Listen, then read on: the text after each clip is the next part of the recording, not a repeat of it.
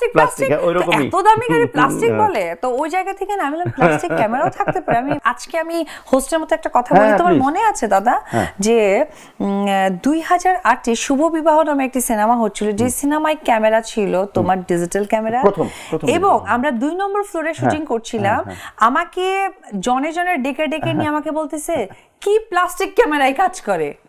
আমি না মানে আমি তখন না মানে তখন একটু ঢাকা শহরে নতুন, তো বিশেষ করে দেখবে বাসওয়ালারা যখন কার গাড়ি যখন ক্রস করে তখন প্লাস্টিক প্লাস্টিক এত দামি গাড়ি প্লাস্টিক বলে, তো ওই জায়গা থেকে না আমি বললাম প্লাস্টিক ক্যামেরাও থাকতে পারে। আমি জাস্ট নোট করতে পারিনি, বাট আজকে 2024-এ এসে এই ক্যামেরাটাই কিন্তু লাগছে। জি, তো ওইটা ছিল মানে বাণিজ্যিকভাবে প্রথম ডিজিটাল ফিল্ম। তো এটা তুমি বলো না কেন যে শুভ বিবাহ ওই সিনেমাটার মধ্যে প্রথম যেটা করেছো ডিজিটাল ফিল্ম। হ্যাঁ, এবং আমি সৌভাগ্যবতী এখন, থ্যাংক ইউ। এবং যেটা যেই ডিজিটাল ছাড়া এখন কিছুই চলে না, সেই ডিজিটাল সিনেমার ওইভাবে যদি চিন্তা করি তাহলে প্রবর্তক আমি বা আমরাই শুরু করেছিলাম। একদম একদম দাদা, বাংলাদেশের প্রথম ডিজিটাল নায়িকা কিন্তু তুমি, ওইভাবে চিন্তা করলে, তাই তো? হিসেবে তো তাই, স্বীকার করতে চাই না দাদা, না কিন্তু এটাই কিন্তু সত্যি। অনেকে অনেক কিছু বলেন, অনেকে অন্য একটা পেয়ার আছে যাদেরকে বলেন তারাই প্রথম ডিজিটাল নায়ক নায়িকা, হুইচ ইজ ভেরি রং। হ্যাঁ, কারণ ওই সিনেমা আমার ছবিরও বহুদিন, 4 বছর পরে ওই ছবি রিলিজ হয়েছিল 2012-তে। কোন ছবির কথা এটা আমরা নাই বলি, আমরা নিজেরাই বুঝে নিয়েছি কোনটার কথা, হয়তো দর্শকরা অনেক ট্যালেন্টেড। আচ্ছা, তো এখন ওই জায়গা থেকে বলি যে আমি নিজেও জানতাম না যে তোর নাম যে ওখানে মানে অরিজিনাল নাম যে মেঘা, আমি তো মেঘা নামে স্ক্রিপ্ট করে ফেলেছি। আজকে জানলাম কোথাও মেঘা নামটা দেয়া নাই, মেঘা নামটা আসলে দিয়েছিল আমার বাবা। তো ওই জায়গা, হ্যাঁ, তো ওই জায়গা থেকে আসলে মানে কোথাও নেই।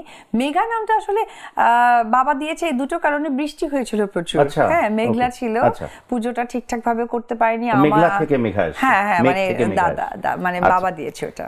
একটা জিনিস জানতে চাই যে একজন সফল অভিনেত্রী, আমি বলবো তার থেকেও একজন সফল মা, সফল মা কিনা জানি না, আমার মনে হয়, কারণ যেদিন আমার ছেলেটা এস্টাবলিশড হবে এবং সেটা তো অবশ্যই হবে, যেদিন এইরকম কোনো ক্যামেরা অথবা সেই বসার সুযোগটা হবে যে আপনার ছেলে এটা করেছে, আপনার কেমন অনুভূতি লাগছে? তো একজন সফল অভিনেত্রী, একজন প্রায় সফল মা, ঠিক আছে, সফলতার একটু বাকি আছে। আচ্ছা, একজন নতুন উদ্যোক্তা, নারী উদ্যোক্তা। তো এই যে নতুন পরিচয়টা, এই পরিচয়টাতে থাকতে পেরে বা এই পরিচয়ে পরিচিত হতে পারছে একজন অপু বিশ্বাসের কেমন লাগছে? প্রথমেই বলবো আমি অলওয়েজই মানে পরিশ্রমটাকে সাপোর্ট করি এবং আমি কর্মকে বিশ্বাস করি।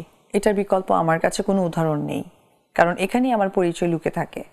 তো সেই জায়গা থেকে আমি সবসময় চাইতাম যে আমি ক্লাস 5 থেকে দাদা ইন্ডিপেন্ডেন্ট। এইভাবে বাবাকে বা কাকা মাকে আমি ছোট করে বলছি না, সেটা হচ্ছে আমার এটা ভালো লাগা কাজ করে।